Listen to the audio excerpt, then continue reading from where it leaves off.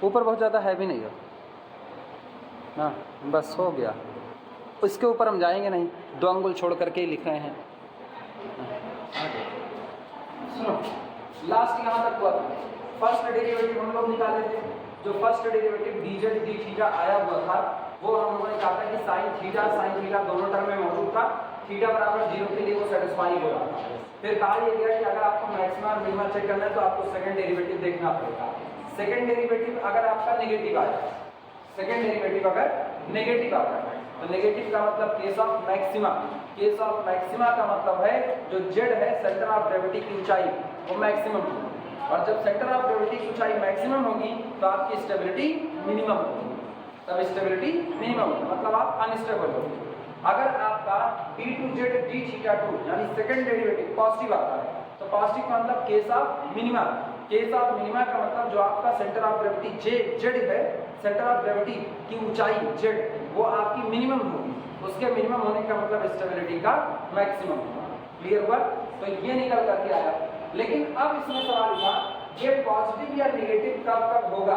जवाब है ये 2 लोगों से मिलकर होना है। जैसे a इंटू कितना b, तो अगर इसको पॉजिटिव होना है तो 2 ही रास्ते हैं, या तो ये दोनों पॉजिटिव हो जाए और या तो ये दोनों नेगेटिव है। पॉजिटिव बना रहे हैं, या तो ये दोनों पॉजिटिव हो जाए तो पॉजिटिव इंटू पॉजिटिव पॉजिटिव, और दोनों नेगेटिव हो जाए तो negative into negative positive.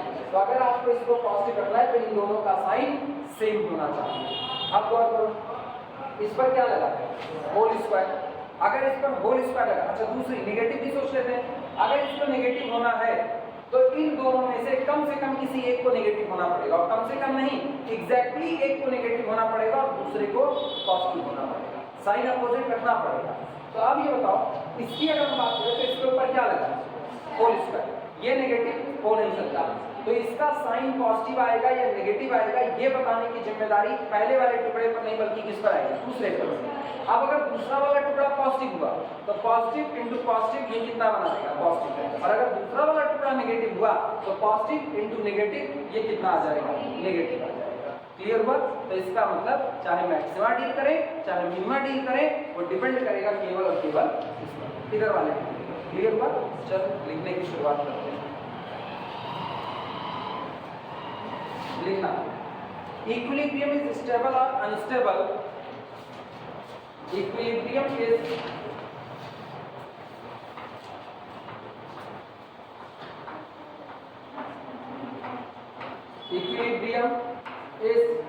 Stable और अनस्टेबल। स्टेबल और अनस्टेबल। स्टेबल और अनस्टेबल according as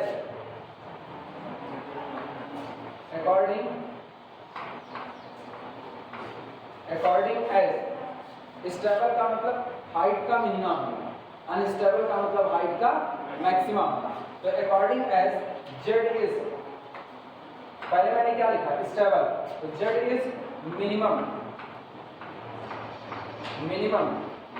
दूसरा मैंने क्या लिखा? अनस्टेबल, तो और मैक्सिमम और मैक्सिमम।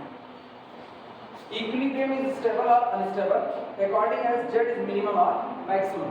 इक्विलिब्रियम स्टेबल या अनस्टेबल होगा इसके अकॉर्डिंग हाइट z के मैक्सिमम या मिनिमम होने के अकॉर्डिंग। क्लियर हुआ? अब सबसे पहले दैट इज, अर्थात अब जैसे लिखना है बिल्कुल ऐसे लिखना। दैट इज यहाँ ब्लैक पेन से लिख रहे हैं, ठीक है, और यहाँ पर एक लाइन खींच रहे हैं, इधर ब्लू पेन से लिखेंगे। दोनों तरफ बताएंगे कब स्टेबिलिटी होगी और कब अनस्टेबिलिटी। सुनो, इधर हम लिख रहे हैं स्टेबिलिटी। स्टेबिलिटी के लिए हाइट को मिनिमम होना पड़ेगा, मतलब सेकंड डेरिवेटिव को पॉजिटिव होना पड़ेगा। लिख रहे हैं दैट इज स्टेबल व्हेन जब कभी second derivative d2z d2 is greater than कितना?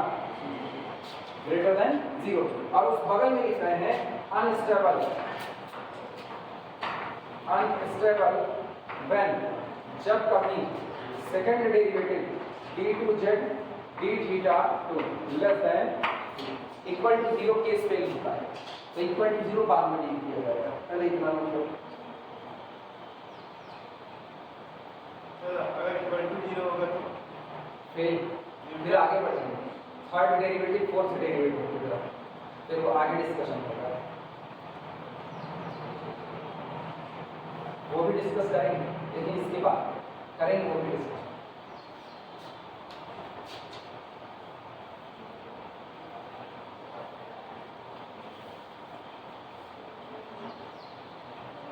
कॉपी के बीचों बीच ये लाइन खींचना और बहुत ज़्यादा दूर तक ना खींचना, जैसे जैसे जितना आगे बढ़ेंगे उतना लाइन बढ़ाते जाएंगे। तो बस 2 हिस्से कर देना कॉपी के, और लाइन बहुत लंबी ना खींचना कि पूरा पेज आधा का बांट दी, तो बाद में देखा जाएगा, क्या पता कम ही निपट जाए। लिखना दैट इज अर्थात व्हेन जब कभी, आओ दिमाग लगाओ, आप स्टेबिलिटी की बात करो, स्टेबिलिटी का मतलब सेकंड डेरिवेटिव को क्या होना पड़ेगा, पॉजिटिव, और सेकंड डेरिवेटिव ये रहा, इसको पॉजिटिव करने के लिए ये ऑलरेडी पॉजिटिव है, इसको कंपलसरी है क्या होना पड़ेगा, पॉजिटिव। इसका मतलब that is when this quantity small r into capital R upon small r plus capital R minus small h confirmly greater than कितना होना चाहिए, सहमत हो कि नहीं, रुकना बिल्कुल, दैट इज अर्थात व्हेन, लिखना मत, पहले देखते रहो, that is when small r into capital R upon small r plus capital R is confirmly greater than कितना h, हाँ या ना, फिर सुनना, दैट इज अर्थात व्हेन जब कभी, यानी मेरा दिया गया कंडीशन स्टेबल का होगा, यानी हाइट जो होगी इसकी सेंटर ऑफ ग्रेविटी की वो मिनिमम होगी, कब, व्हेन जब कभी, इसको पूरा फ्लिप मारोगे तो small r plus capital R upon small r into capital R is less then 1 upon h, पलटोगे तो इक्वलिटी का साइन बदल जाएगा कि नहीं, इसका मतलब हुआ कि दैट इज अर्थात व्हेन जब कभी, अलग अलग करो, 1 upon capital R plus 1 upon small r is less then 1 upon h, ये रहा, this is the condition for stability. तो जो ऊपर बॉडी रखी गई है नीचे वाली बॉडी पर, और पॉइंट ऑफ कांटेक्ट स्फेरिकल है, जहां पॉइंट ऑफ कांटेक्ट है वहां बॉडी स्फेरिकल है, वो स्टेबल होगी ऊपर वाली बॉडी कब, जब कभी 1 अपॉन कैपिटल R, मतलब नीचे वाले की रेडियस आपने क्या मानी थी, कैपिटल R, ऊपर वाली बॉडी की स्मॉल r, तो नीचे वाली बॉडी का रेडियस का रेसिप्रोकल प्लस ऊपर वाली बॉडी की रेडियस का रेसिप्रोकल, दोनों का जोड़ सेंटर ऑफ ग्रेविटी की जो ऊंचाई h माने थे उसके रेसिप्रोकल से कम बैठे तो क्या रहेगा, स्टेबल। क्लियर हुआ, शर्त याद कर लो, 1 upon capital R plus 1 upon small r less than 1 upon h, ये कंडीशन है स्टेबिलिटी की। तुमको पता है अनस्टेबिलिटी की क्या आंसर है, क्लियर हुआ, और इक्वल टू केस फेल का होगा जो हम बाद में डील करेंगे, पहले ये नोट करो, इधर का हिस्सा ये नोट करो, तो अनस्टेबल की बात करें।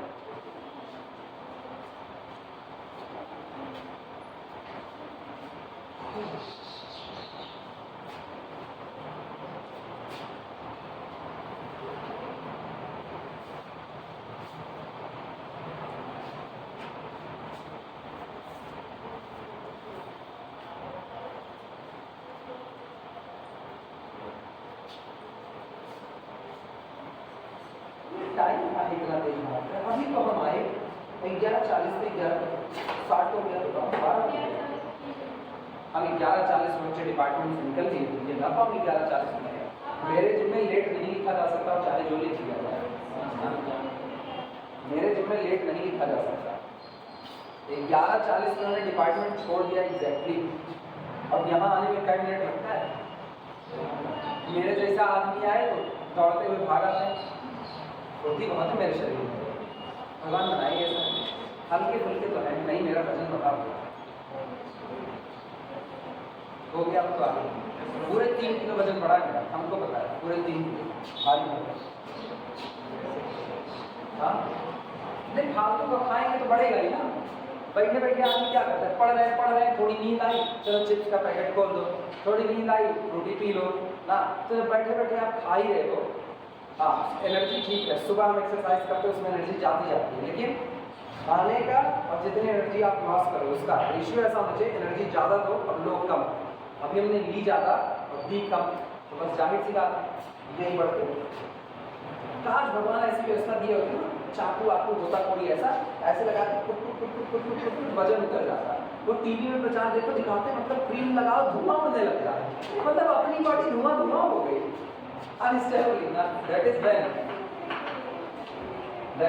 व्हेन। चलो देखो कब होगा, जब सेकंड डेरिवेटिव आपका नेगेटिव होगा। इधर आ, ये हिस्सा होल स्क्वायर नेगेटिव हो नहीं सकता, पक्की बात है, इसको क्या होना पड़ेगा negative. When small r into capital R upon small r plus capital R minus h conforming less than 0, यानी दैट इज अर्थात when small r into capital R upon small r plus capital R is less than कितना h।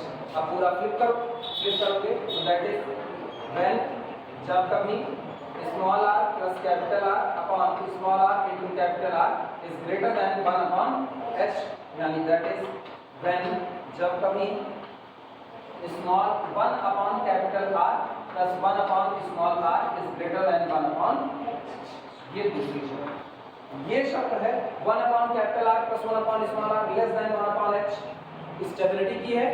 और जिस दिन 1 upon capital R plus 1 upon small r greater than 1 upon h होगा, unstable होगा। Equal to पर अभी मैंने कोई बात नहीं की, बराबर हो जाएगी सब, उसकी बात लास्ट में है।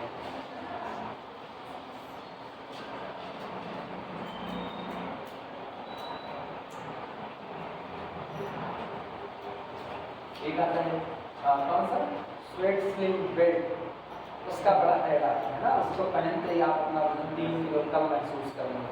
तो महसूस करने से क्या होता है, घटना भी कुछ है। महसूस करने को अब क्या करें, कोई भारी चीज उठाओ तो अपना वजन खुद ही हल्का लगेगा, उसके नीचे दब जाओ।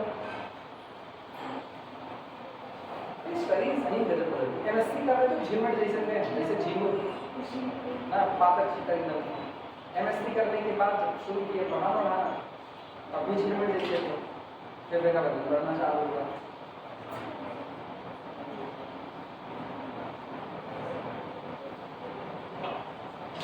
सोचो अगर भगवान पेट ना बनाए होते, दुनिया कितनी अच्छी थी। टेंशन ही नहीं है, अरे भूख लगेगी नहीं तो कमाएंगे, एकदम बात ही खत्म। कमाएंगे नहीं, खाना है नहीं, क्या ही दिक्कत है, घर वाले भी नहीं खा रहे, घर वाले भी आपसे लेके बेटा कुछ कमा करके ले करके आओ, नहीं, किसी को नहीं कमाना है। दुनिया आ जाए, पैसे का झगड़ा ही खत्म, प्रॉपर्टी का झगड़ा खत्म, खेत की मेड़ काट के ये उनके मिला रहा है, वो उनके मिला रहा है, सुबह सुबह फावड़ा लेकर उसका भी झगड़ा खत्म। एक पेट के ना होने से सारा झगड़ा खत्म। शेर कुत्ता बिल्ली इनके बीच का झगड़ा खत्म, भाई शेर उसको मार के खाएगा ही नहीं, अब शेर भी बिल्ली की तरह म्याऊं म्याऊं करेगा, बिल्ली शेर की तरह दहाड़े, वो भी झगड़ा खत्म। सिंपल सी थ्योरी है, लेकिन भगवान भी पेट बनाते हैं। अब क्या करें, भगवान गलत है? नहीं, ऐसा कहेंगे तो कल मेरा वीडियो लेक्चर ऑनलाइन जाएगा, लोग मुझको 100 बार देंगे, देव सत्ता के खिलाफ पढ़ेंगे बाद में, हाँ फेमस हो जाएंगे। अरे क्या पता, काश ऐसा हो, तुम्हारे मुंह में घी शक्कर तो बिल्कुल नहीं, चॉकलेट वॉकलेट जो अच्छी लगती है, दही jalebi.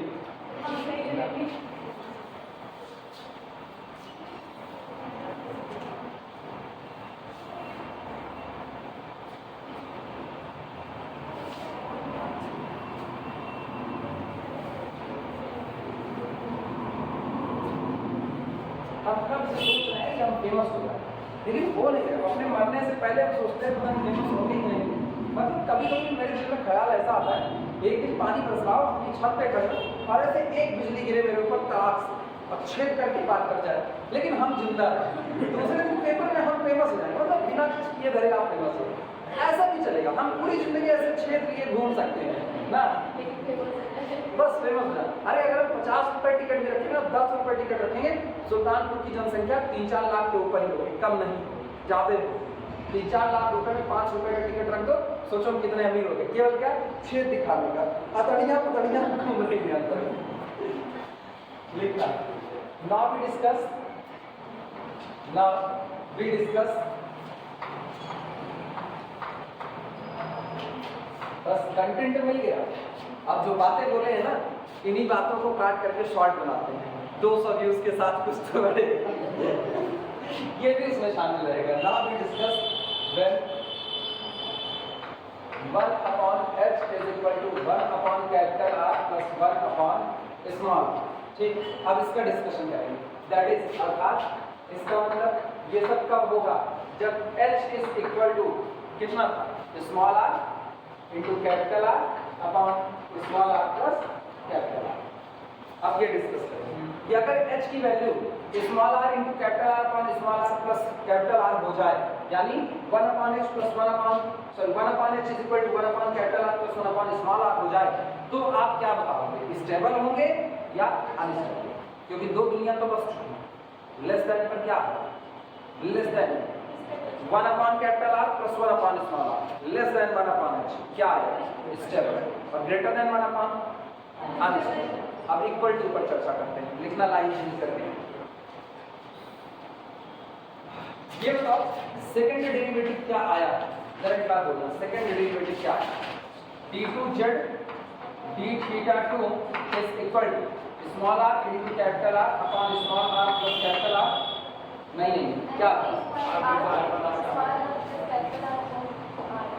Small r plus capital R upon small r का होल स्क्वायर, ब्रैकेट के अंदर में small r into capital R upon small r plus capital R minus, यही आया है। ये बताओ अगर तुम ये कह रहे हो कि h is equal to this हो जाए, तो जिस दिन h इसके बराबर आ जाएगा सेकंड डेरिवेटिव 0 हो गया कि नहीं हो गया, तो इसका मतलब जिस दिन 1 upon small h is equal to 1 upon capital R plus 1 upon small r होगा, उस दिन आपका सेकंड डेरिवेटिव भी क्या हो जाएगा, 0। और अगर तुमको मैक्सिमम मिनिमम का चैप्टर याद हो, फर्स्ट डेरिवेटिव 0 हो, सेकंड डेरिवेटिव पॉजिटिव या नेगेटिव हो, तो मैक्सिमम मिनिमम डिसाइड होगा। और जिस दिन ये भी 0 हो जाए, उस दिन हम दो नए डेरिवेटिव की तरफ बढ़ते हैं, थर्ड और फोर्थ की तरफ, और उनकी वजह से डिसाइड करते हैं मैक्सिमम आएगा या मिनिमम। याद आ रहा है? इंटरमीडिएट में ऐसे केवल दो ही 3 सवाल लगते हैं बस, बाकी सारे नहीं करो लिखना, जो फेमस होने के नाम पे फांसी आती है।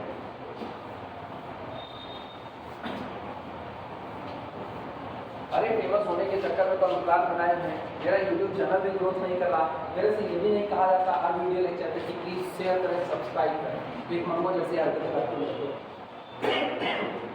तब सीखे मैं सीखे नहीं, प्लान मेरा यही है, कुछ दिन और ये सब निपटाएं, उसके बाद फिर गिटार सीखेंगे, तो एकदम शुद्ध छपरी की तरह, इधर बाल लाल निकलेंगे, इधर बाल हरियर रहेंगे, और एक तो गिटार तो सीखे रहेंगे छपरियों खान।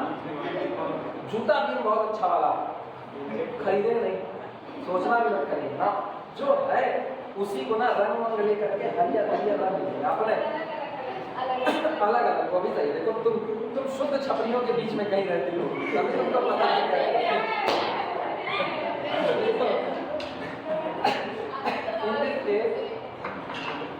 मेरे को सलाह देना चलो। ऐसे मामलों में second derivative d2z d theta 2 is equal to 0। जिस दिन आप ऐसा करोगे सेकेंड डेरिवेटिव आपका क्या हो जाएगा, 0, और सेकेंड डेरिवेटिव 0 हो गया तो सोचो फर्स्ट 0 मेरे काम करेंगे, सेकेंड 0 मेरे काम करेंगे, दो नए लोग मेरे काम करेंगे, third derivative of fourth derivative लिखा, so be find, so be find तब हम प्राप्त करेंगे, so be find d3z d theta 3 and d4z d theta 4। अब हम इन दोनों को हो गया।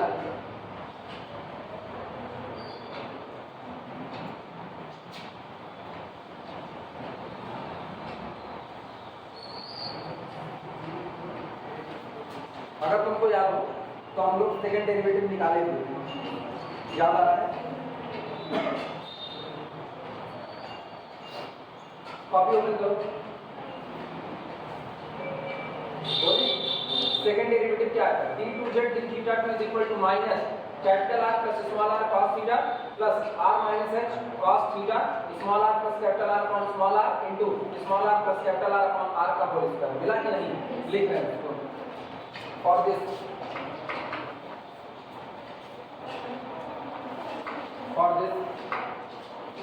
differentiate with respect to theta, कौन सा d2z d theta 2 is equal to कितना था, ये minus capital R plus small r into कितना cos थीटा फिर plus small R minus H into small are plus capital R upon small R का whole square into cos theta into small are plus capital R upon R. इनको differentiate करो वापस किसके respect में, theta के। चले किया जाए डिफरेंशिएशन, दो बार फटाफट डिफरेंशिएट करो, थर्ड और फोर्थ निकालो। दिस इंप्लाइज दैट कितना होगा d3z d theta 3 is equal theta के लिए डिफरेंशिएट करो तो cos का डिफरेंशिएशन माइनस साइन, तो ये minus minus plus capital R plus small are into कितना साइन थीटा। बगल वाले बनाओ तो प्लस फिलहाल small R minus capital R sorry H small R minus H फिर into small are plus capital R upon small R total का whole square. cos का differentiation minus sine, तो ये जो प्लस है ये किस में बदल जाएगा माइनस साइन ब्रैकेट के अंदर में theta small are plus capital R upon small r. ठीक, अब सुनो अंदर वाले का थीटा के लिए करोगे तो थीटा का 1 बचा कौन small are plus capital R upon r जो कि यहाँ पहले से मौजूद है, तो ये कितना हो जाएगा 3। इसी को कोई तकलीफ सीधे लिख सकते हैं, नोट करो।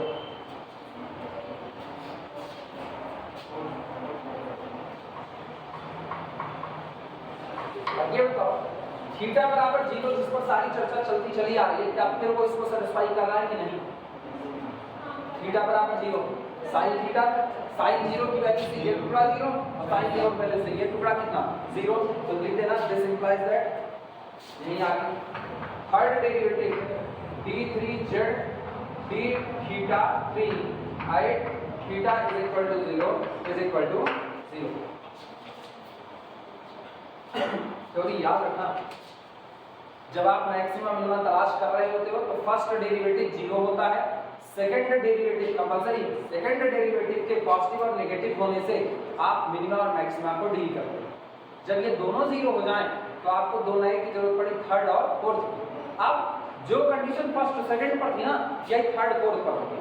थर्ड डेरिवेटिव कंपलसरी क्या होना चाहिए 0 और फोर्थ डेरिवेटिव का पॉजिटिव या नेगेटिव होना मैक्सिमा या मिनिमा लेना होगा। क्लियर हुआ? थर्ड डेरिवेटिव मेरा कितना होगा 0। अब फोर्थ निकालो, चलो d4z d theta 4 d theta 4 is equal करो डिफरेंशिएशन वापस, तो साइन का डिफरेंशिएशन cos, तो capital R plus small r into कितना cos theta minus r minus h को फिलहाल बाहर रखा, ठीक, और small r plus capital R upon small r की होल पावर 3 साइन का डिफरेंशिएशन cos, तो cos ऑफ थीटा और फिर कितना small r plus capital R upon small r ये रहा, फिर अंदर वाले का डिफरेंशिएशन थीटा का कितना 1, तो यहाँ पावर कितनी हो जाएगी, बाकी सारी चीजें सेम टू सेम नोट करो।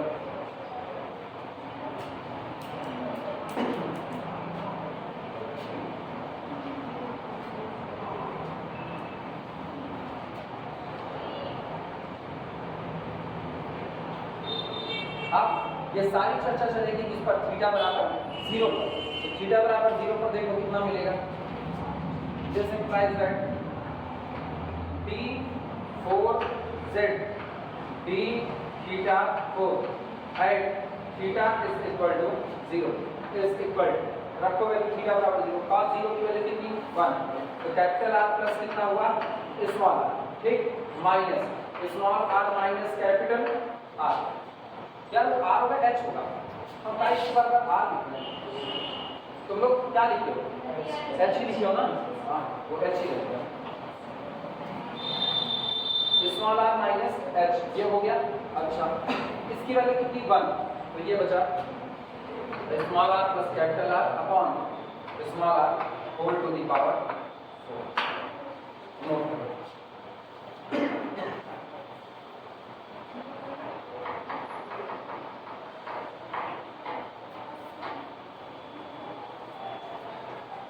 अब मेरे को इसका साइन पता करना है, कि पॉजिटिव आया या नेगेटिव। फिलहाल आप इसका कोई साइन नहीं बता सकते। अब ये जिस स्ट्रक्चर में है इसका कोई साइन बताया नहीं जा सकता। भाई कौन बड़ा इन दोनों में, मेरे को नहीं पता। तो चलो इनको सिंप्लीफाई करते हैं। जितना आसान भाषा में हम इसको लिख पाएंगे उतना जल्दी इसका मेरे को साइन पता चल जाएगा। लिखते हैं, इधर का सब मिटा दें।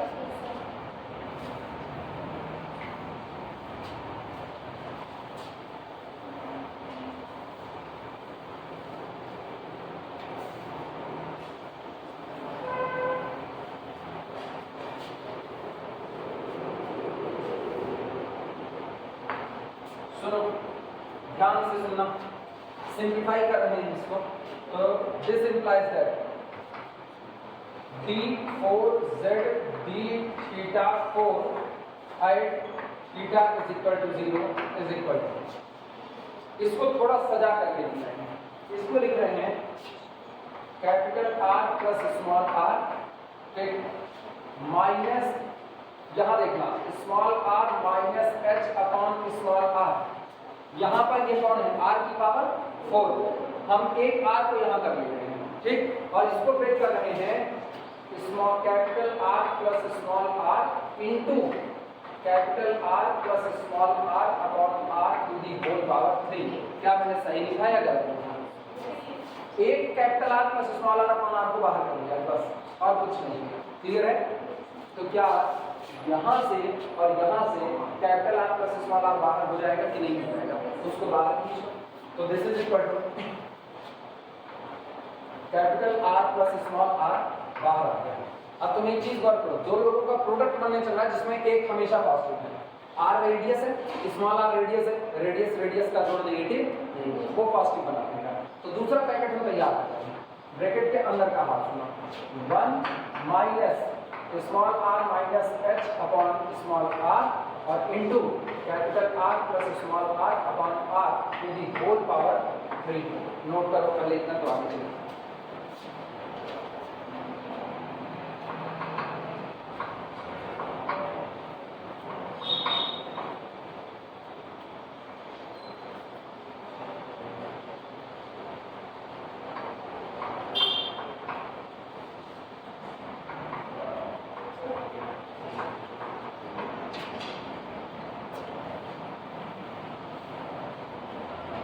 आसान लैंग्वेज में तोड़ देंगे ना तो तुमको बाद में पढ़ने में आसानी है। ऐसे लिखना चाहे तो सीधे लिख सकते हैं, लेकिन हम इसको आसान में तोड़ रहे हैं। एग्जाम टाइम में भी देखो तो ये सारी कैलकुलेशन समझ में आएगा, नोट कर लेना तो बता।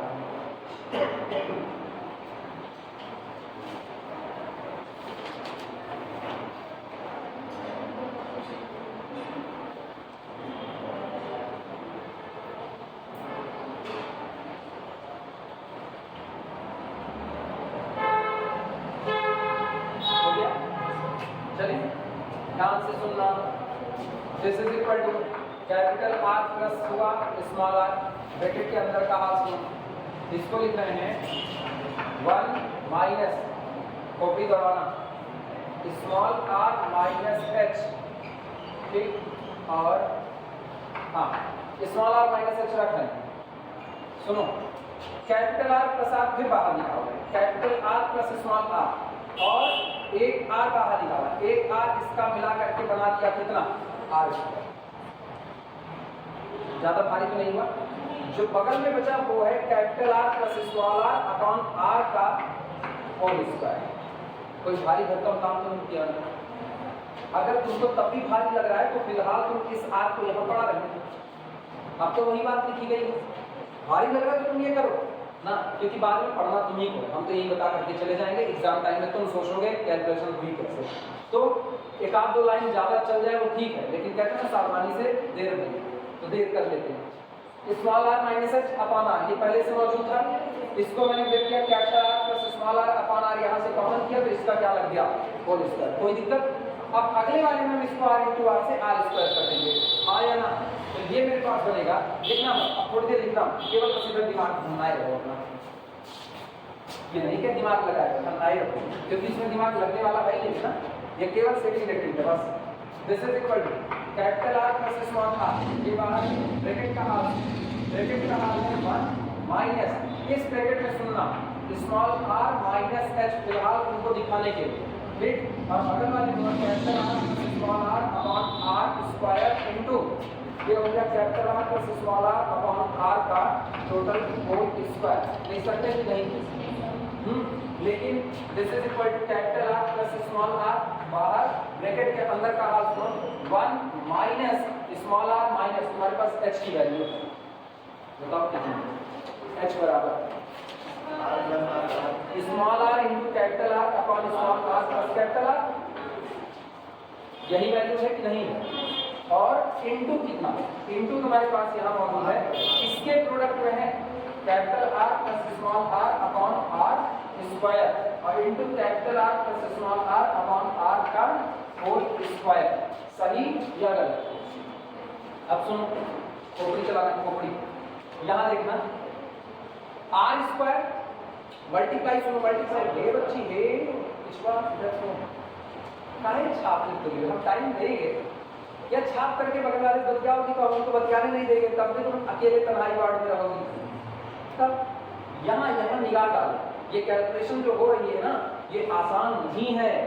अगर ये आसान है तो कहो इसके बाद से हम तुमसे करवाएं, इसको करवाएं। अब बोलो नहीं करोगे। हमको याद है मैम तुमसे क्या क्या सवाल पूछा तो तुम जवाब नहीं दे पाए, कहो बताएं।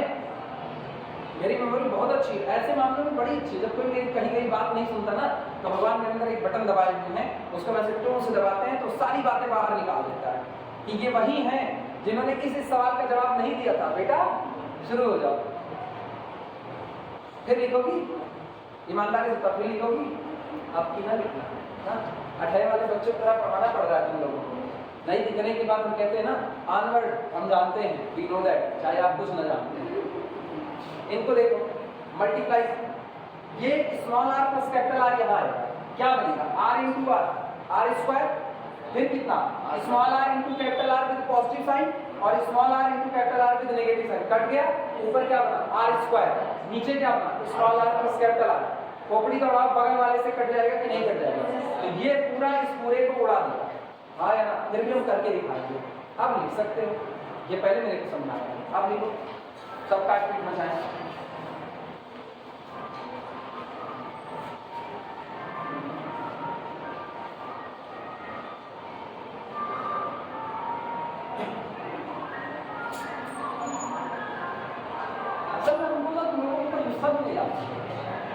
इसलिए नहीं तुम्हें बहुत सीधे सीधे ना, तुम्हारी कोई गलती नहीं है ना, तुमको पढ़ाया ऐसा गया है, इस बगल हम लिख रहे हैं, इस बगल तुम लिखते हो। बोर्ड की तरफ देखो ही ना, सबसे खतरनाक काम यही होता है, बोर्ड की तरफ देखो ही ना। ये चुनाव प्रचार कर रहे हैं, एक भाषा समझ नहीं आ रही, वोट दबाएंगे किसी और के खाने पे। ये कितना होगा? दिस इज इक्वल टू, ये बना capital R plus small r, bracket के अंदर का हाल 1 माइनस, सुनो इनको डील कर रहे हैं तो 1 माइनस, हम फिलहाल करके दिखा रहे हैं, R square plus small are into capital R और minus small are into capital R divided by small are plus capital R into, इसके बाद यहाँ कौन है? Capital R plus small are upon small are into capital R plus small are upon R और इसका पूरे का होल स्क्वायर। ये बताओ, ये और ये कैंसिल आउट होगा, ये इससे कैंसिल आउट, ये इससे cancel out, r cancel out हो गया। तो जो बचा उसको लिख लेते हैं, this is equal to capital R plus small r, ये रहा ब्रैकेट के अंदर में 1 माइनस उधर वाला देखना capital R plus small are upon r, इसका पूरे का होल स्क्वायर। सही या गलत? लिखा जा सकता है, नोट करो।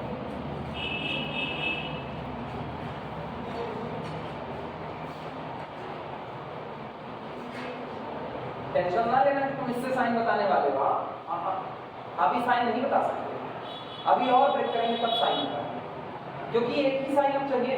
अब आप ऊहापोह की कंडीशन में नहीं आओगे, अब या तो मैक्सिमा ही मिलेगा या तो मिनिमा ही मिलेगा, फिक्स बात, ठीक।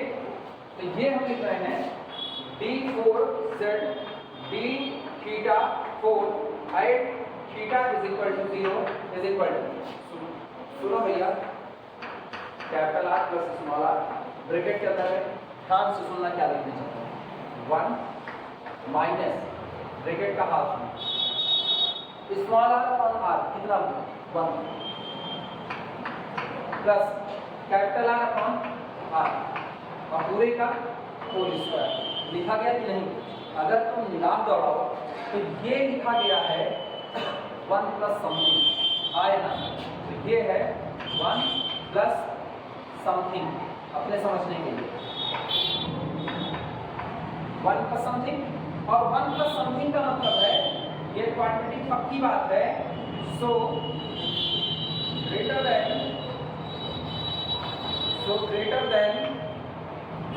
1। सहमत हो कि नहीं? इसलिए पक्की बात ये क्वांटिटी 1 से बड़ी होगी। आप ये बताओ अगर ये क्वांटिटी 1 से बड़ी है तो इसका स्क्वायर वो भी तो 1 से बड़ा होगा। तो यहाँ आपने भरा 1 से बड़ा, यहाँ आपने भरा 1 से बड़ा। अब बड़ी चीज घटा रहे हो इसमें से, छोटे में से नेगेटिव आएगा कि पॉजिटिव, तो ये टुकड़ा आपका क्या होगा? नेगेटिव। और ये तो दूरियों का जोड़ है, वो नेगेटिव हो नहीं सकता, वो क्या रहा? पॉजिटिव। तो पॉजिटिव इंटू नेगेटिव मतलब क्या है? नेगेटिव। यानी फोर्थ डेरिवेटिव आपका क्या है? नेगेटिव।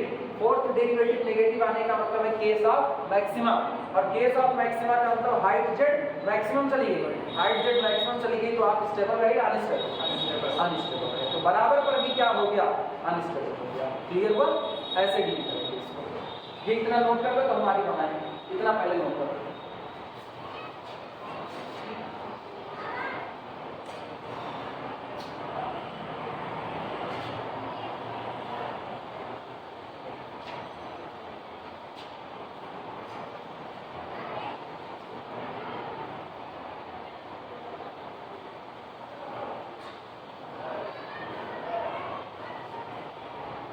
क्या हम ऐसे सीधे लिखने लेस देन सीधे चलेगा? अब तो याद रहेगा ना, 1 से बड़ा समथिंग ग्रेटर देन 1, ठीक? और ये ग्रेटर देन 1 तो 1 minus this whole quantity will be negative. लिख लो फटाफट इसको खत्म कर दो।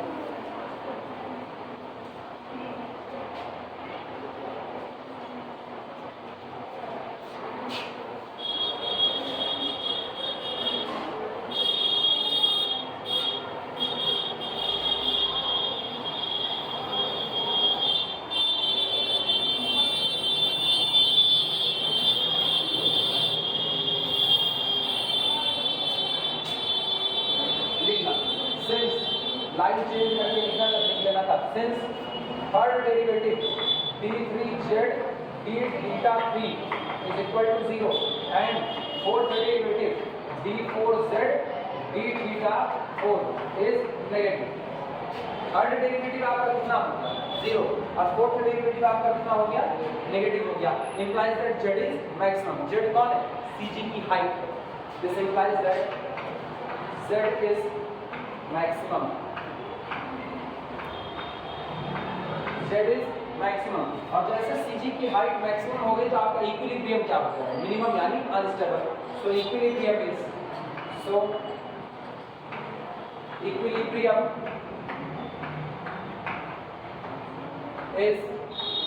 unstable।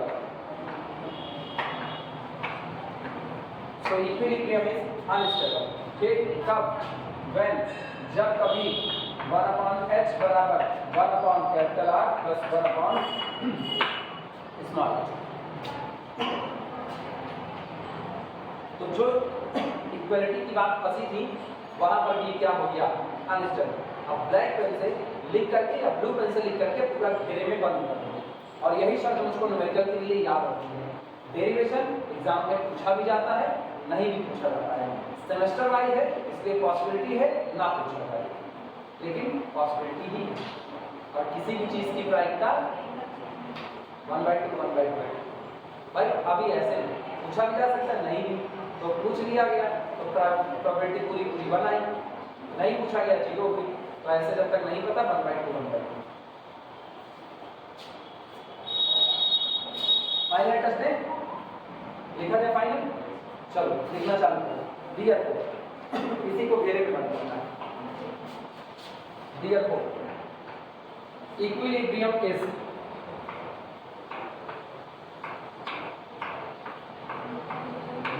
equilibrium is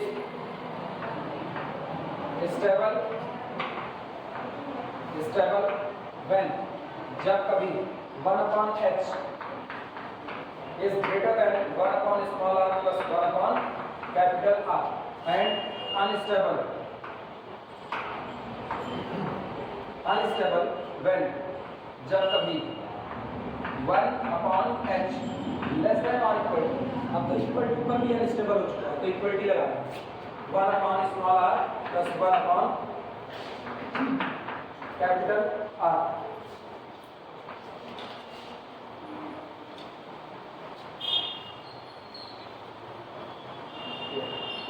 न्यूमेरिकल के पर्पस से तुमको ये चीज अच्छे से याद होनी चाहिए।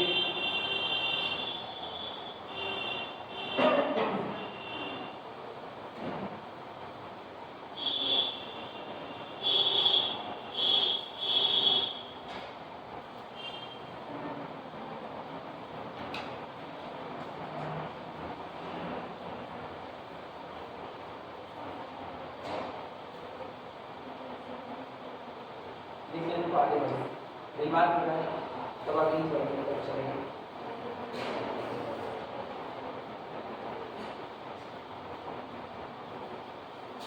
काम सवाल बन जाए तो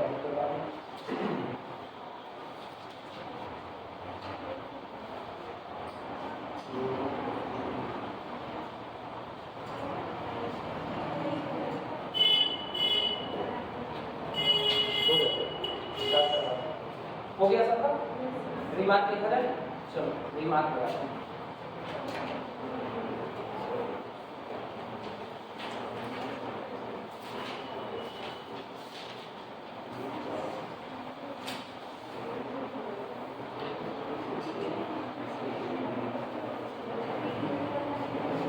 चलो रिमार्क में लिखना सबसे पहला लिखना, रिमार्क में सबसे पहला रिमार्क बोले लिखो if lower body be such that if lower body be such that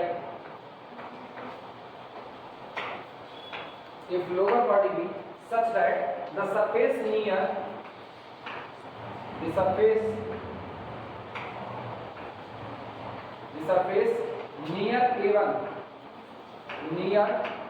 A1 D plane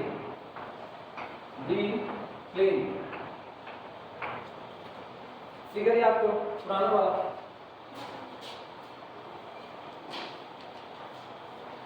नीचे वाली बॉडी ये थी ठीक, ऊपर वाली बॉडी इसके ऊपर बैठी हुई थी कटोरे जैसे और कहा गया था जो पॉइंट ऑफ कांटेक्ट है इस इनिशियल पॉइंट ऑफ कांटेक्ट को हम लोग क्या मानते हैं A1। अब ये कह रहे हैं पहले इन्होंने जब डेरिवेशन करवाया तो इन्होंने कहा जो पॉइंट ऑफ कांटेक्ट है वहां पर दोनों ही बॉडी का शेप यानी पॉइंट ऑफ कांटेक्ट पर दोनों सरफेस स्फेरिकल होनी चाहिए। आज ये कह रहे नीचे वाली बॉडी ऐसी है कि ये प्लेनर एरिया है, एक चपटी चीज जैसे इसके ऊपर फुटबॉल रखो तो जब फर्श के ऊपर फुटबॉल रखोगे तो फर्श आपकी कैसी है चपटी और फुटबॉल आपकी कैसी हो गई स्फेरिकल शेप में आ गया। तो अब नीचे वाला जो एरिया है पॉइंट ऑफ कांटेक्ट पर ये आपका ऐसे प्लेनर एरिया है, ये यहाँ जाकर के बदल जाए कोई फर्क नहीं ऐसा यहाँ ये चपटा है। और इसके बाद भी चाहे जैसी बॉडी मेरे से कोई फर्क नहीं पड़ता। इसी केस को डिस्कस कर रहे हैं कि if lower body be such that the surface near A1 be plane, तो किसी प्लेन के लिए रेडियस कैपिटल R लार्ज हो चुकी होती है कितनी इंफिनिटी। किसी प्लेन के लिए रेडियस कैपिटल R कितनी पहुंच जाती है इंफिनिटी। पता है नहीं पता है नहीं पता। अरे किसी चपटी बॉडी की रेडियस कैपिटल R क्या है चपटी बॉडी की रेडियस वे रेडियस क्या है रेडियस क्या रेडियस डिफाइन करो। पहले तो मेरे को वीडियो रोके नहीं बड़ी बदनामी होगी कि बताओ सेकेंड ईयर का लास्ट चल रहा है। चलो अभी ये बात समझ तो आई ना, अभी समझ आई रेडियस कैसे इंफिनिटी जा रही है। तो आप सुना लोअर बॉडी को इन्होंने प्लेन कह दिया कि लोअर बॉडी का पॉइंट ऑफ कांटेक्ट की जगह पर जो सरफेस है वो प्लेनर एरिया हो जाए। जब वो चपटा हो गया तो वहां पर रेडियस कैपिटल R कितनी हो गई इंफिनिटी हो गई। और जैसे रेडियस कैपिटल R इंफिनिटी हो गई तो यहाँ पर देखना स्टेबिलिटी और अनस्टेबिलिटी की कंडीशन। पहले स्टेबिलिटी की बात करो जब कैपिटल आर कितना गया इंफिनिटी, तो 1 अपॉन इंफिनिटी कितना 0, यानी स्टेबिलिटी होगी जब 1 upon h is greater then 1 upon, clear हुआ कि नहीं? अच्छा, इसके बाद अनस्टेबल वाले पर ये कितना है इंफिनिटी, 1 अपॉन r कितना हो गया 1 अपॉन इंफिनिटी यानी 0, तो बचा 1 upon h less than r equal to 1 upon, clear हुआ कि नहीं? चलो लिखना इस दोनों बातों को लिखना। If lower body is such that the surface near A1 be plane, then capital R is equal to infinity, ठीक? Then equilibrium is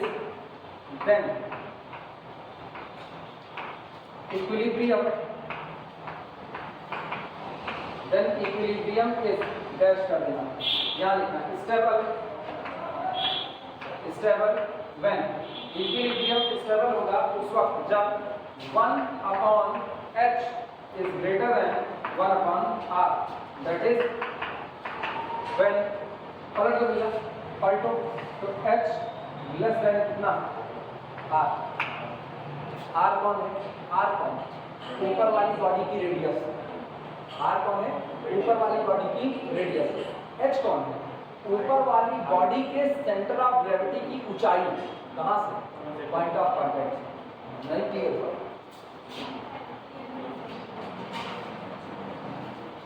ये नीचे वाली बॉडी हो गई, ठीक, और ये ऊपर वाली बॉडी हो गई, ये ऊपर वाली बॉडी हो गई, ठीक।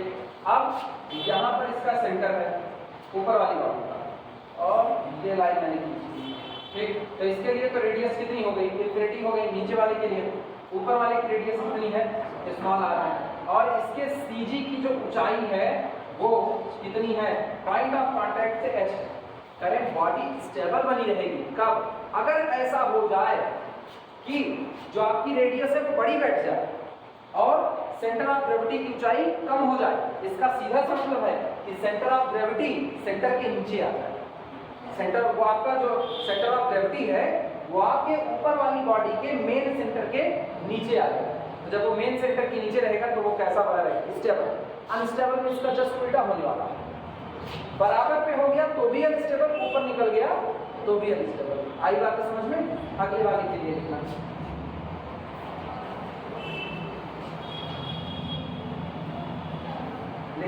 अनस्टेबल व्हेन, अनस्टेबल व्हेन, और यही अनस्टेबल होगा जब 1 upon h is less than or equal to 1 upon r, that is अर्थात when h is greater than or equal to r। लिख भैया दोनों शब्द, रिमार्क में दोनों बातें लिख।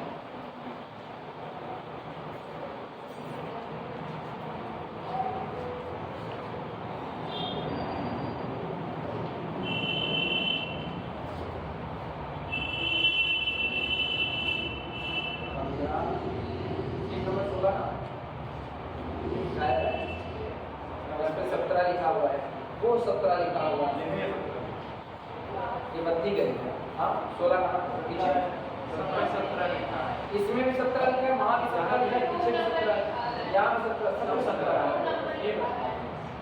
इस कमरे का नंबर 17 नहीं है, कौन का है 17?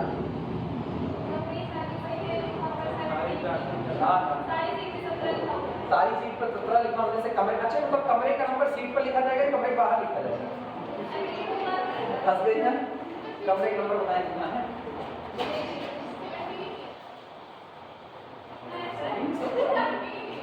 सही में 17 है इस कमरे का नंबर 200 कुछ था, जब हम लोग पढ़ा करते थे 200 कुछ कहा कहाँ चला गया, वहाँ भेज दिए 200 कुछ वाला क्या, हम लोग पढ़ते थे ऊपर वाला 300 कुछ कहलाता था और ये 200 कुछ, नीचे वाला बरामदा नंबर हुआ करता था। सब उल्टा पुल्टा करते जो भी ना कर दे।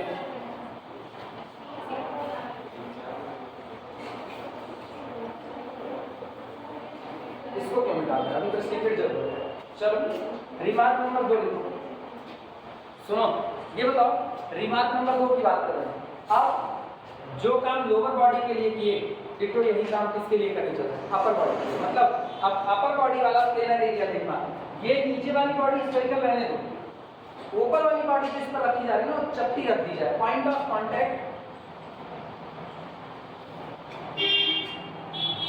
ऐसी बॉडी रखी जाए। ठीक, अब ऊपर वाले की रेडियस आपने कितनी मानी थी? Small r. अब स्मॉल आर कहां पहुंच जाएगा? इंफिनिटी। क्लियर हुआ कि नहीं? कैपिटल आर बरकरार रहेगा और यही शर्त अब आप स्मॉल आर बराबर क्या मान करके करोगे? इंफिनिटी मान करके। चलो लिखने की शुरुआत करो। Remark number 2, if upper body has a plane face, if upper body, remark number 2 में लिखना, इफ अपर बॉडी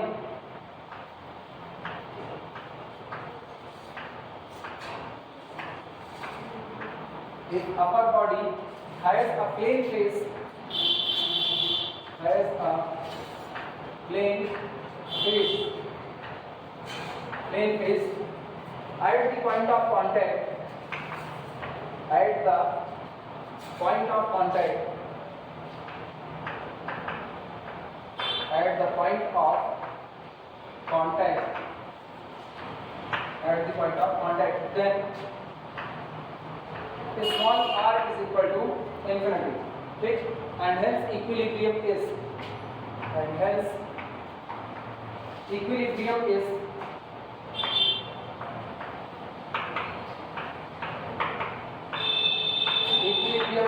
dash करना। फिर वही बात लिखना, stable when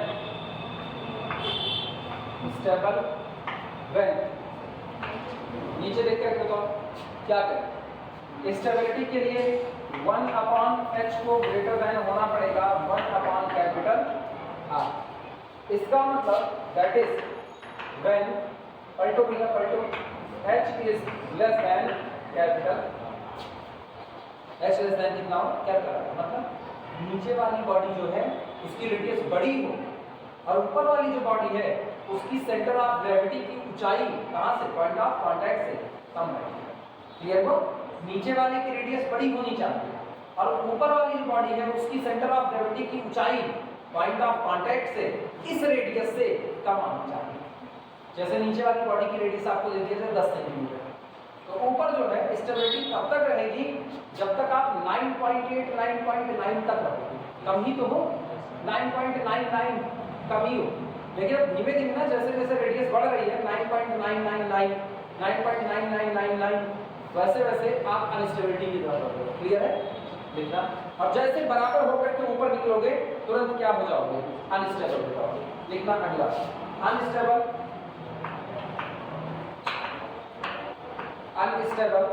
व्हेन, जब कभी 1/h लेस देन और इक्वल टू 1/कैपिटल R, दैट इज व्हेन, जब कभी h इज ग्रेटर देन और इक्वल टू कैपिटल R।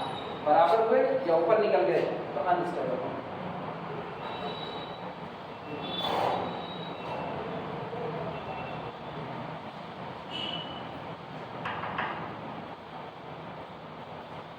ये हुआ पर्टिकुलर केस, जब दोनों बॉडी के पॉइंट ऑफ कांटेक्ट कैसे शेप में थे? स्फेरिकल। अब कोई जरूरी है स्फेरिकल शेप में रहे, कैसा भी शेप हो सकता है, ऊबड़ खाबड़ खुरदरा हो सकता है। ठीक, तो अब अगला वाला केस जो होगा वो ऊबड़ खाबड़ खुरदरे के लिए होगा। अगले वाले केस में उसे डील करेंगे और डिटो ऐसे डेरिवेशन उसका भी है। अंतर सुनो दोनों में क्या है। अब चूंकि वो कोई भी बॉडी है तो जब आप स्फेरिकल शेप में बात करते हो तो आप रेडियस की बात करते हो, और जब आप किसी भी बॉडी की बात करते हो तो आप रेडियस ऑफ कर्वेचर की बात करते हो।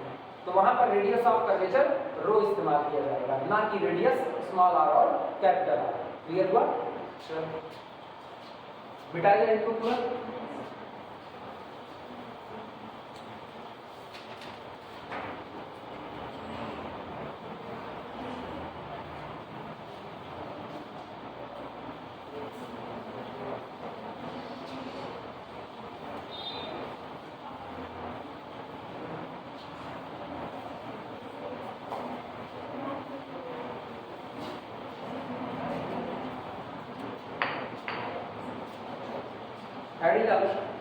स्टेबिलिटी ऑफ अ बॉडी, या शुरू करो, इतना बड़ा आर्टिकल लगा के एक सवाल करा दे पहले ना, इसके आधार पर एक सवाल कराना।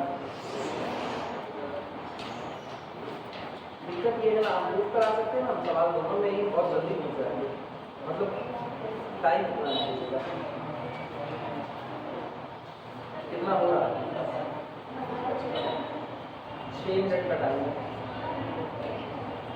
सवाल भी तो लिख पाए। फिजिक्स वाले सर की क्लास है इसके बाद ना, मेरे बाद फिजिक्स है।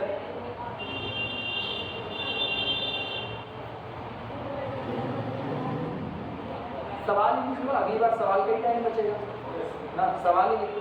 चलो टाइम का भी यूज कर ले अपने को। लिखना a hemisphere rest in equilibrium. Problem hemisphere का मतलब अर्धगोला। Problem a hemisphere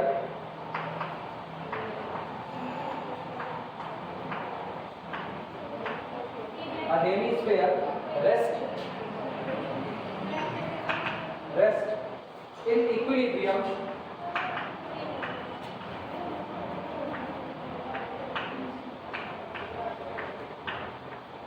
a hemisphere rests in equilibrium on a sphere of equal radius, on a sphere of equal radius, on a sphere of equal radius, so that the equilibrium is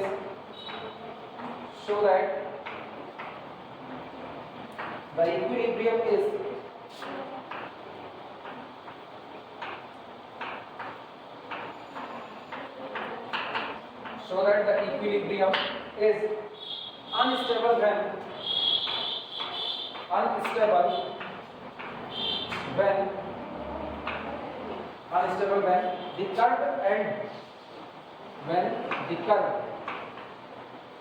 when the curve and when the curve stable तो लिखो फिर हम समझाते हैं। and stable when the flat surface when the flat surface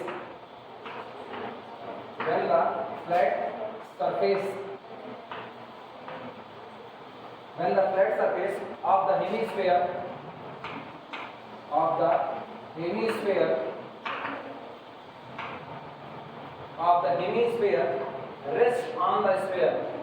rests on the sphere। सुन भाई एकदम व्यावहारिक पक्ष समझा रहे हैं, तुरंत का तुरंत। इसी समय दो तरबूज सीधा उसी चल रही है, हाँ या ना? तरबूज की सीजन चल रही है, गोल गोल होता है स्क्वायर शेप में। दो तरबूज उठाओ और दोनों तरबूज एक नीचे रखो, एक इसके ऊपर टिकाने की कोशिश करो। आसानी से टिकाओगे, मुश्किल होगी, मुश्किल। और अगर टिका भी लिए और बगल वाला हमसे ताली मार दिया तो तरबूज दोनों लग गए अलग अलग, हाँ या ना? तो सोचो एक स्फीयर के ऊपर स्फेरिकल बॉडी रखी गई है, टच जहां पर हो रहा है वो स्फेरिकल है, तो इसका मतलब अनस्टेबल है। अब की सुना, एक तरबूज लो, एक तरबूज को आधा काट लो और आधा काट करके जो फ्लैट हिस्सा है उस फ्लैट हिस्से को टिकाओ। जब फ्लैट हिस्से को टिकाओगे तो आसानी से टिकेगा, या कर्व हिस्से को टिकाओगे? आधे तरबूज का कर्व हिस्सा टिकाओ और आधे तरबूज, मतलब सीन कुछ ऐसा है, ये तरबूज और इसके ऊपर एक टिकाना है ऐसा, और एक ये तरबूज और इसके ऊपर टिकाना है ऐसा। कौन सा ज्यादा अच्छे से टिकेगा? ये। तो ये है स्टेबिलिटी और ये है अनस्टेबिलिटी, यही आपको प्रूव करना है। यही सीधा सीधा कहा है। अ हेमीस्फीयर एक अर्धगोला रेस्ट रखा जाता है इन इक्विलिब्रियम साम्यावस्था में on A sphere of equal radius. Equal radius के स्फीयर पर रखा जाता है, सो दैट दिखाइए द इक्विलिब्रियम इज अनस्टेबल। आपका जो इक्विलिब्रियम वो अनस्टेबल होगा व्हेन द कर्व, ये वाला curve and stable when the flat surface of the hemisphere rest on that sphere. Clear हुआ? बाद में इतने कर इसको।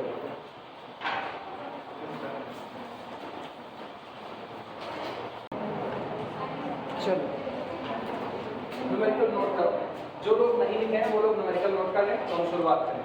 न्यूमेरिकल है अ हेमीस्फीयर, हेमीस्फीयर का मतलब आधा गोला, ठीक? तरबूज को काट करके आधा कर दो, उतने के बारे में सोचना है। अ हेमीस्फीयर रेस्ट इन इक्विलिब्रियम, साम्यावस्था में रखा जाता है, कहां पर? On the sphere of equal radius. दो गोले उठाए गए, ध्यान से सुनना लेकर, दो गोले उठाए गए, एक गोला पूरा इस्तेमाल में आ रहा है, दूसरे वाले गोले को काट करके आधा कर दिया गया।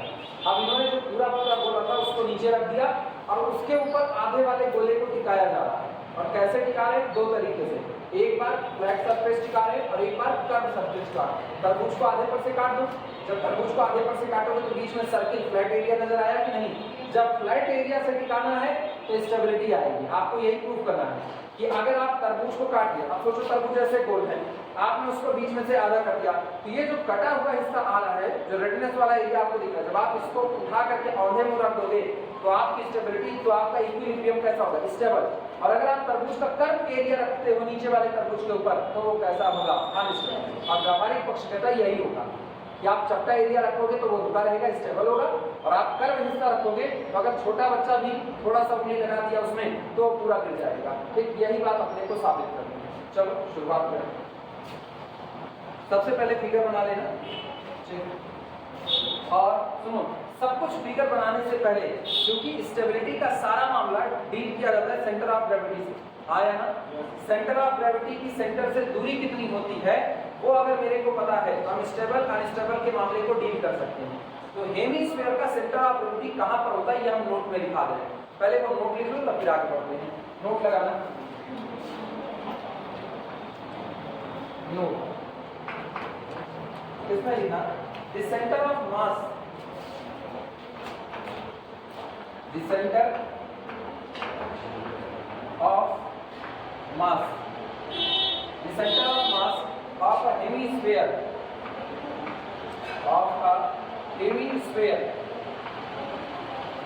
the center of mass of a hemisphere is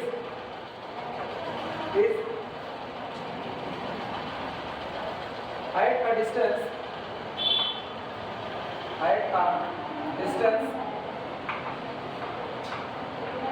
अब मेरे को ऐसा क्यों लग रहा है गले के ऊपर कुछ चल रहा है? मुझे ऐसा लग रहा है इसमें गले पे कुछ चल रहा है, अंदर नहीं, ईयरफोन है, ठीक ईयरफोन, ईयरफोन कॉलर के नीचे है, कोई कीड़ा हो काटेगा तो कुछ चलेगा, मजा आएगा। नहीं चींटी नहीं होगी, चींटी चलेगी तो पता नहीं चलेगा, हाथी जैसे शरीर पे चींटी पता चलेगी, वैसे हाथी नहीं है, हाथी ये वाले लोग होते हैं। The center of mass of a hemisphere, नहीं वो क्या कोई मकड़ी घुसी हुई हो ना, और उसके बाद ऐसे अच्छा यही गले के पास तो स्पाइडरमैन के भी काटी थी, बस वही काटने सुबह देखना, सुबह में ऐसे ना झूलते हुए आएंगे। The center of mass of a hemisphere is at a distance of 3r/8 from the flat surface,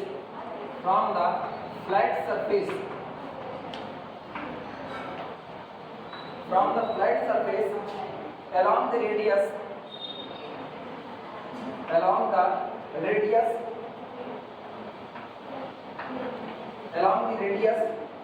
from the center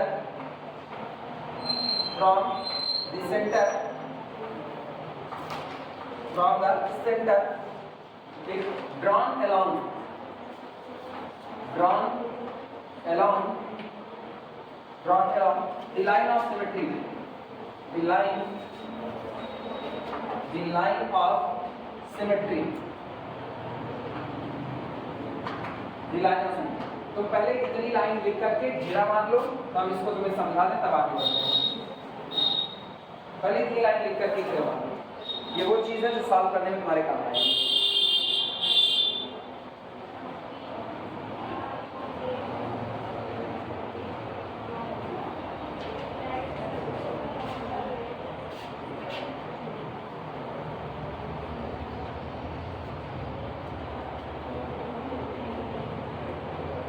वो देखो यहाँ से दिख रहा है कितने ढेर सारे समोसे रखे हैं, ये जगह बड़ी खराब है, उसमें मतलब यहाँ से दिख रहा है जलेबी रखी हुई है, समोसा रखी हुई है, अब तो मुँह में पानी आता होगा,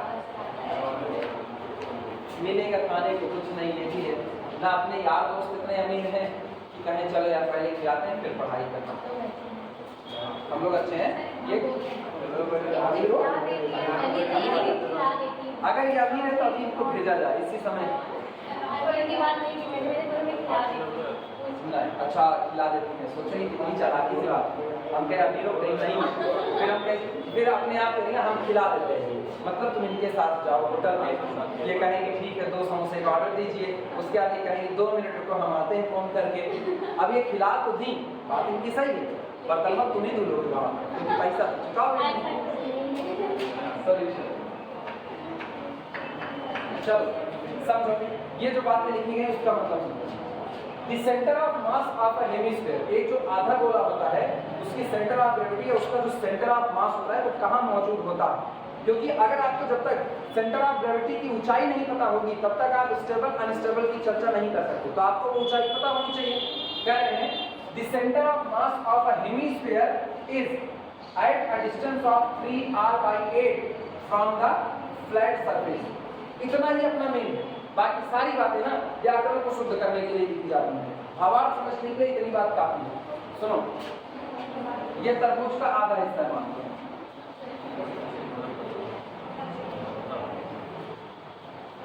ठीक, मान लो ये तरबूज का आधा हिस्सा है, ठीक। अब ऐसे में क्या है, इसकी जो सेंटर ऑफ ग्रेविटी होगी वो फ्लैट सरफेस से कितना नीचे होगी? 3r/8। अगर रेडियस आपकी r है, गौर करना, ये सेंटर और ये आपकी रेडियस कितनी हो गई? r, तो रेडियस के 8 टुकड़े बांट दो, रेडियस के क्या टुकड़े कर दो? 8, उसमें से ऊपर से फ्लैट सरफेस से 3 टुकड़ा ले लो और नीचे का 5 टुकड़ा छोड़ दो। आपने 8 टुकड़े में बांटा ना, तो 8 बांटा तो 3 आपने लिया और 5 छोड़ा, तो अपर से कहाँ हुई? 3/8 और नीचे से कहाँ हुई? 5/8। अब पूरा जोड़ो तो 3/8 प्लस 5/8 दैट इज 8/8, पूरा एक टुकड़ा आ गया कि नहीं आ गया? तो ये कह रहे हैं ये जो आपका सेंटर है, सेंटर से 3/8r, रेडियस का 3/8 टाइम्स यहाँ पर मौजूद होगी इसकी कौन? सेंटर ऑफ ग्रेविटी या सेंटर ऑफ मास। तो यहाँ से कर्व सरफेस से, या कल को हम नीचे एक ऐसे स्फीयर टिकाएंगे तो कर्व सरफेस या पॉइंट ऑफ कांटेक्ट से कितनी ऊंचाई पर होगा? पॉइंट ऑफ कांटेक्ट से 5/8r की ऊंचाई पर होगा। आई बात समझे? बाकी सारी बातें तो भूल जाओ, बाकी तुम्हारे कोई मतलब नहीं, ठीक है। बहुत ज्यादा हम तुमको बर्डन नहीं दे रहे हैं कि ग्रामर भी सिखाए तुमको, बहुत आसान लैंग्वेज बता रहे हैं। The center of mass of a hemisphere is at a distance of 3r/8 from flat surface along the radius, radius के along, एक along the radius from the center, और ये radius आ कहाँ से रहेगी? सेंटर से, from the center drawn along the line of symmetry। line of symmetry का मतलब एक ऐसी लाइन जिसके दोनों तरफ जो सरफेस है वो सेम टू सेम नजर आए, दोनों तरफ का एरिया सेम टू सेम। ये बताओ, इसके बीच में लाइन जो हिस्सा इधर है डिटो वैसा हिस्सा इधर है कि नहीं? तो लाइन ऑफ सिमेट्री आपकी क्लियर हुआ? आप फिगर बनाते हैं पहले, 2 फिगर अपने को बनानी है। एक फिगर अपने को बनाना है जिसमें फ्लैट एरिया टिका है और एक बनाना है जिसमें कर्व टिका है। चलो बनाते हैं फिगर।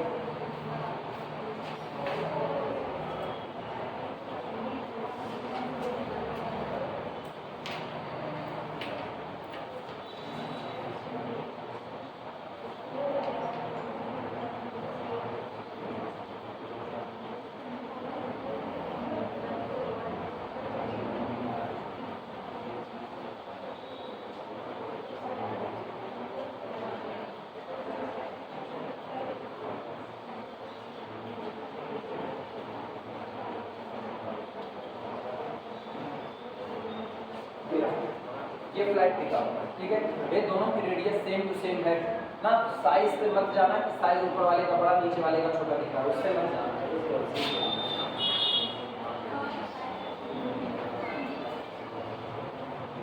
ये कब?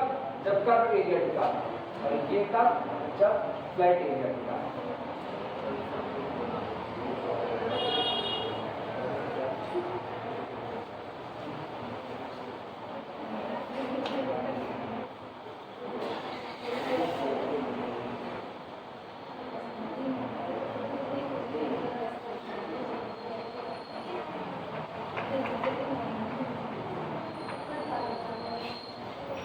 ये इसका सेंटर है, सेंटर से इसको मिलाने वाली लाइन ये आई, एक नामकरण संस्कार करते हैं। इसके सेंटर को हम कहते हैं कोडैश, ठीक। और इस सेंटर ऑफ ग्रेविटी वाले पॉइंट को इसको हम कह देते हैं capital G, point of contact को हम कह देते हैं कैपिटल ए। इसके बाद नीचे वाले का सेंटर जहां मिला इसको कहते हैं कैपिटल ओ। ठीक, ये आपका पॉइंट ऑफ कांटेक्ट है कैपिटल ए। ठीक, ये आपका ओ और ये आपका ओ डैश। ठीक, पॉइंट ऑफ कांटेक्ट को ए माना गया है। तो ये मत कहना कि पिछले में फ्लैट सरफेस पर ओ डैश माने थे, आज यहाँ जहाँ पर पॉइंट ऑफ कांटेक्ट है वहाँ ए मान रहे हैं। हाँ, पॉइंट ऑफ कांटेक्ट हमेशा ए माना जाएगा, सेंटर ऊपर से ले लिया जाएगा। हाँ, वैसे ना ये को मत दिखाओ, तुम ना एक काम करो, फ्लैट सरफेस से 3r/8 पर कौन होता है, आपका सेंटर ऑफ ग्रेविटी मौजूद होता है। तो आप ना ऐसे ऊपर करा के यहाँ पर आप जी बोलो, सेंटर की बात नहीं करो, सेंटर ऑफ ग्रेविटी की बात करो। दोनों बनाओ,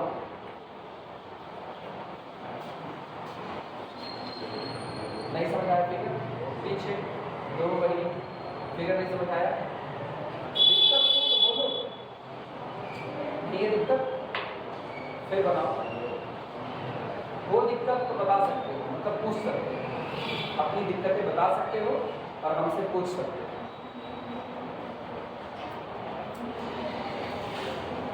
आज मोहल्ला शिफ्टिंग थ्योरम का है, क्या हुआ, तबीयत खराब, घूमने गई?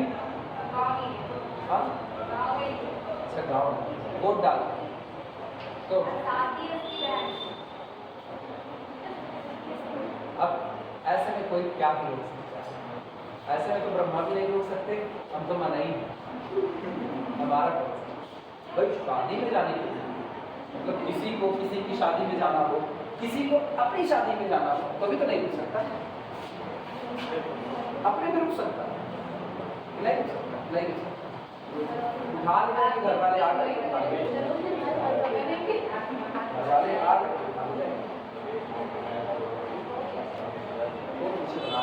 इसीलिए तो ये विक्रमादित्य का सिंहासन है, यहाँ से ना पूरी दुनिया संभाव से देखी जाती है। हम तब तक इसकी सॉल्विंग नहीं शुरू कर सकते जब तक ये धर्म समझ आ जाए। बन गया,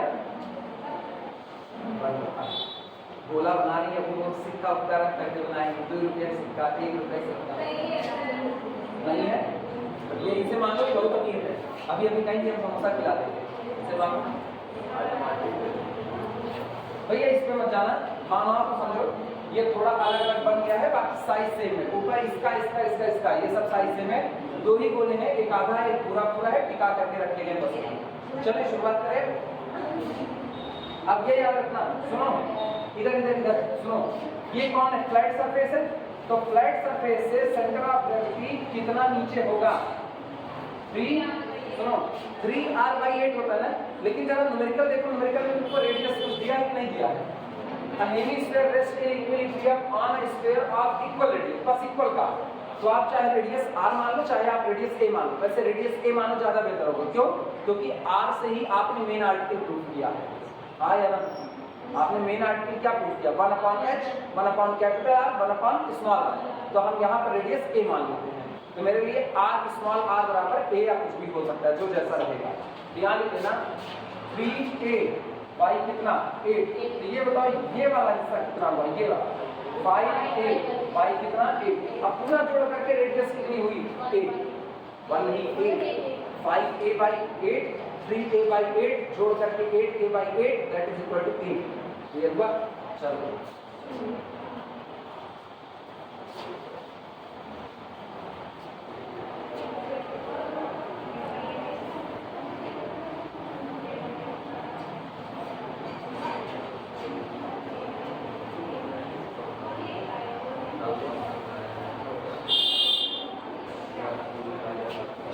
लिखने की शुरुआत करो।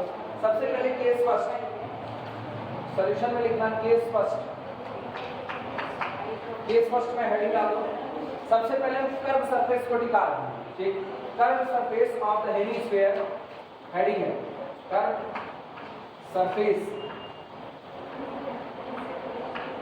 Curve surface of the hemisphere, of the hemisphere, curved surface of the hemisphere rests on the sphere, rests on the sphere,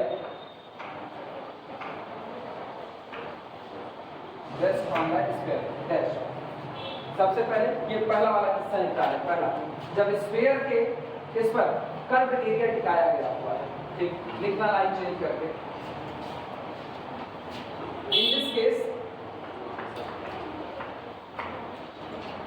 in this case ऐसे मामलों में, ठीक, स्मॉल आर कौन है? स्मॉल आर अपर बॉडी के लिए रेडियस मान रहे हैं, ठीक। यहाँ पर चाहे तो नीचे लिख देना फॉर अपर बॉडी या for upper sphere small are is equal to small A, ठीक। और ये बताओ क्या ऊपर का और नीचे का दोनों का स्फीयर सेम है? दोनों स्फीयर सेम है तो दोनों रेडियस सेम होगी। तो इसका मतलब कैपिटल आर ये भी किसके लिए? For lower body also is equal to small.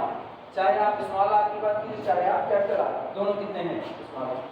और सीजी का मतलब सीजी की हाइट। So h is equal to point of contact से सेंटर ऑफ ग्रेविटी की ऊंचाई, that is equal to AG। आया ना? पॉइंट ऑफ कांटेक्ट से सेंटर ऑफ ग्रेविटी की ऊंचाई कितनी? AG। मेरे को पता है CG जो होता है वो फ्लैट सरफेस से 3a/8 होता है, तो AG आपका कितना हुआ? 5a/8। तो इसका मतलब AG is equal to 5a upon कितना? 8। दोनों तरफ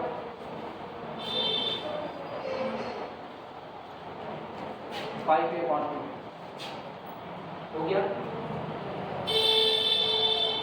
अब दो क्वांटिटी निकालो, 1/h निकालो और 1/r प्लस 1/कैपिटल R निकालो, क्योंकि इन्हीं दोनों के दम पे हम बताएंगे स्टेबिलिटी आ रही है या नहीं आ रही है। लिखना therefore, इसलिए 1/r plus capital R is equal to 1/a plus 1/a and this is equal to 2/a।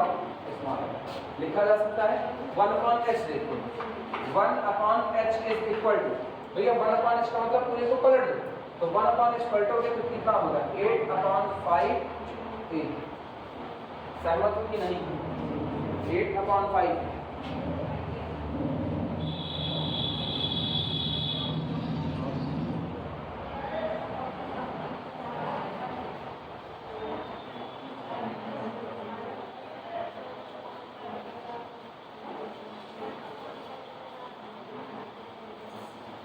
सोच करके बताओ 1/h में और 1/r प्लस 1/कैपिटल R में बड़ा कौन होगा? दोनों में बड़ा कौन होगा? 1/h। अरे ये नहीं जान पा रहे हो? राज, जिस दिन ना जान पाओ थक जाओ, दोनों को घटा लो यार, पता चल जाएगा। दोनों को नहीं समझ पाए, तुमको ये पता करना है 1/h और 1/r प्लस 1/कैपिटल R में बड़ा कौन है। क्यों? क्योंकि तुमने दो ही इक्वलिटी लिखी है। पहली क्या लिखी? 1/h is less than 1/r plus capital R। हाँ या ना? इस पर स्टेबल था, अनस्टेबल था, ये अनस्टेबल था। When 1/h कॉपी पलट लो, कुछ नहीं पढ़े तुम लोग ना, इसीलिए कहते भूल गए रावण, भूल गए खगड़ी, तीन चीज याद रहा, मूल तेल लकड़ी, सब भूल गए, दोहराए नहीं ना? कौन नहीं दोहराए? ईमानदारी से बताओ, सब हाथ उठा दो। दोहराए तो क्या नहीं याद है, बाकी लोग जो हाथ नहीं उठा रहे हैं। स्टेबिलिटी के लिए क्या होता है? 1/h less than 1/r plus capital R। हाँ या ना? अनस्टेबल के लिए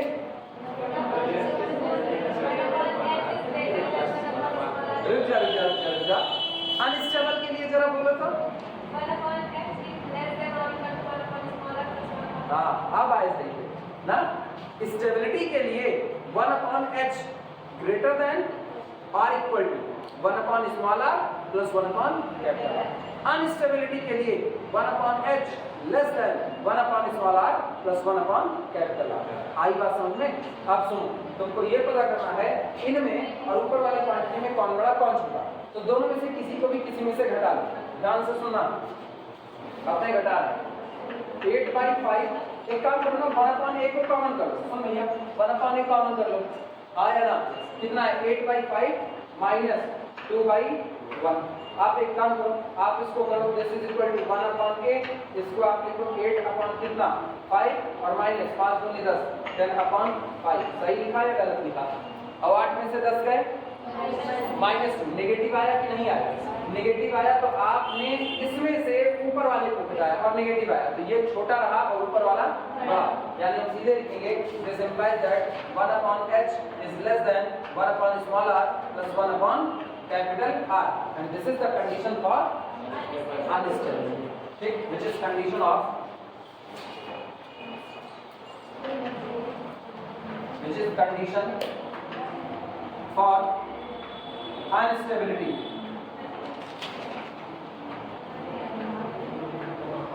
Which is condition for instability.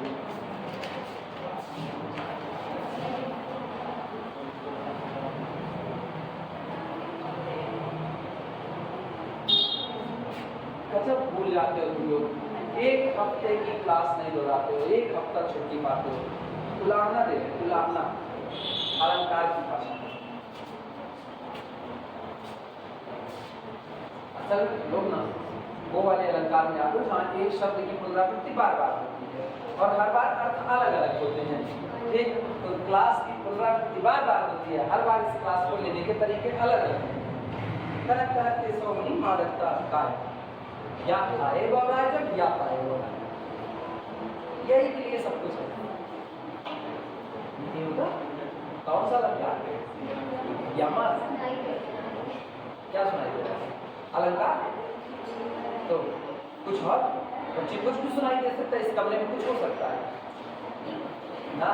तुम दोनों के बीच में गणित की डिफिनेशन होती है भाई, अब गणित की डिफिनेशन करें। गणित की थ्योरी होती है दो नेचुरल नंबर के बीच में कितने नेचुरल नंबर? एक को नहीं, एक को नहीं। दो नेचुरल के बीच में कितने नेचुरल? एक को नहीं। कौन? जब साइड बाई साइड वाले होंगे तो, अदरवाइज होंगे। ठीक, दो रियल नंबर के बीच में, दो रियल नंबर के बीच में दोनों डिस्टिंक्ट हैं तो इनफाइनाइट रियल नंबर होगा। ठीक, अब तुम लोग रियल वर्ल्ड में हो तो हो सकता है तुम्हारे बीच में जो जगह हो उसमें कोई थर्ड पर्सन बैठा हो जो ना तुमको दिख रहा ना तुमको दिख रहा हो ना, लेकिन तुम लोगों के साथ बस्ते में बैठ के पीठ लग करके उसके बाद कॉलेज आएगा। मतलब समझ लेना चुड़ाई। चल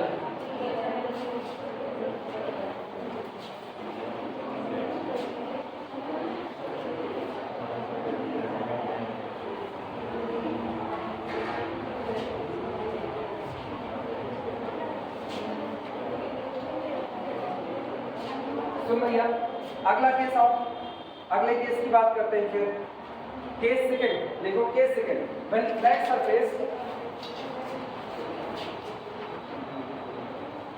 केस सेकंड इसमें लिखना when flat surface of the, when flat surface, flat surface of the hemisphere rest of the hemisphere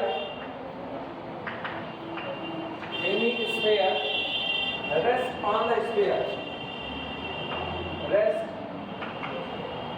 on the sphere, rest on the sphere। दूसरा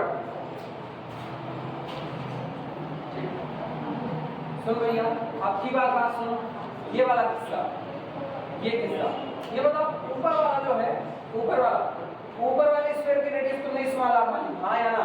अभी तुमने लिखा था small R for upper body और capital R for lower body, लेकिन ऊपर वाली body चपटी हो गई, और चपटी हो गई तो बताए हुए थे कि अब स्मॉल आर कितना पहुंच जाएगा? ये कसम खाए हुए एक दो लोगों को छोड़ दो जिनके मुंह इंफिनिटी पर हिल रहे हैं, बाकी लोग कसम खा लिए तो ना पढ़ो। टेस्ट लें अब ले ले, दो पन्ना निकालो, आज की पढ़ाई खत्म। तुम लोग पढ़ तो रहे नहीं हो, क्या करोगे फिर इस तरीके से? ये बताओ, इस तरीके की पढ़ाई कोई नतीजा निकलेगा?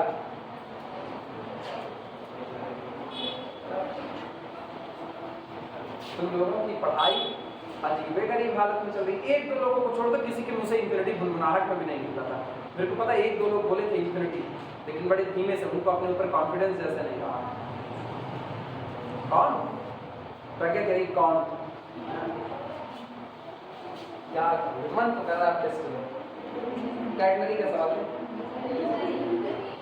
दे हाँ कल जिससे तुम ना आओ ना कल के जिससे ना चलो लिखो small are is equal to कितना इंफिनिटी लिखो small are is equal to infinity capital R में कोई बदलाव नहीं कैपिटल आर आज भी कितना रहेगा स्मॉल ए रहेगा लेकिन एच स्क्वायर कितना होगा एच कौन फ्लैट सरफेस से या पॉइंट ऑफ कांटेक्ट फ्लैट नहीं पॉइंट ऑफ कांटेक्ट से सीजी की ऊंचाई जरा पॉइंट ऑफ कांटेक्ट देखो ए और फ्लैट सरफेस से भी नहीं तो फ्लैट सरफेस से सीजी की ऊंचाई जो होती है वो होती है 3a अपॉन कितना इस बार 5 वाला नहीं रहेगा ये याद रखना 5 वाला इसलिए ना क्योंकि पॉइंट ऑफ कांटेक्ट कर्व हो चुका था इसलिए 5a/8 था आज पॉइंट ऑफ कांटेक्ट क्या होगा फ्लैट और फ्लैट से कितना होता है 3a/8 पर होता है क्लियर बात नहीं तो इस बार 3a/8 किया जाएगा लिखना h is equal to ag is equal to कितना 3a upon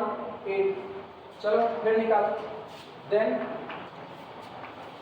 1 upon small r plus 1 upon capital R is equal to 1 upon infinity plus 1 upon a ठीक this implies that 1 upon small r plus 1 upon capital R is equal to 1 upon a और and 1 upon h is equal to चल भैया 1 upon h बोलो 8a upon कितना 3 ना 8 upon 3 अब ये होता है इन दोनों को कंबाइन करो कौन छोटा कौन बड़ा पता चल रहा है कौन छोटा कौन बड़ा 1/h बड़ा होगा छोटा होगा बड़ा होगा पक्का 1 upon h is greater than 1 upon small r plus 1 upon capital R है ना और ये बताओ किसकी कंडीशन है ये implies that equilibrium is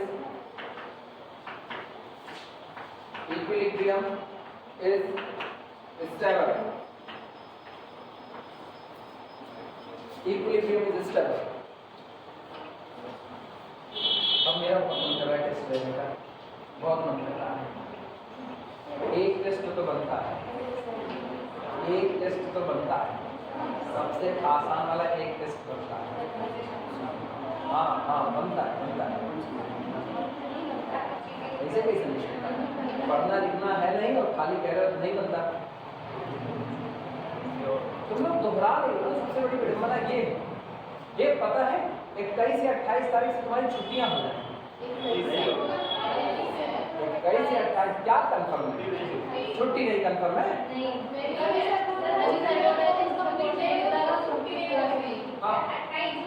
ऐसा कैसे जिसका कोर्स नहीं पूरा पैसे पढ़ेगा अपना अब तो ये वाली कंडीशन हो गई ना जिसका कोर्स नहीं पूरा वही से पढ़ेगा अगली बार नोटिस निकल गई ना देखो सीधी बात हो जाएगी ना जो तुम लोग बतिया ले पहले